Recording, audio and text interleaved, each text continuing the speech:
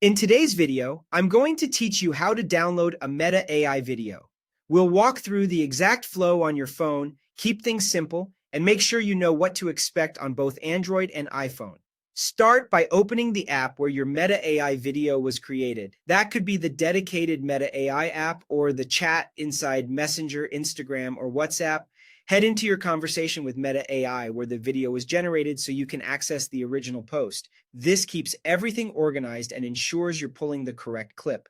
Tap the video you want to save to bring up its player and controls. Depending on the app version, you'll see a button labeled Download, Save to Device, or Share with an option to save video. The wording can vary a little between Android and iPhone, but they all lead to the same result, storing the clip locally on your phone. Go ahead and tap the option you see. Once you do, your device will place the video in your default media library. On Android, that's your gallery. On iPhone, it's the Photos app.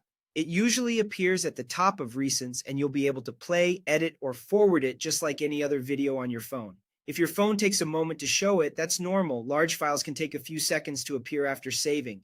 If you don't see any download or save button on the video, don't worry. Some Meta AI videos don't include a direct download from the player. In that case, tap the share icon on the video. From there, choose Save Video if it's available. If you don't see that option, select an app like WhatsApp, Files, or Google Photos. Sharing to one of these destinations lets you export the clip and then download it from there, which achieves the same outcome as a direct save. A quick but important note, Meta AI can sometimes keep generated videos only inside the chat thread. That means sharing or exporting is required before a local save becomes available. It isn't an error, just the intended path for certain videos. A couple of helpful reminders as you go. Button names and their exact placement can change with app updates, but the flow stays consistent.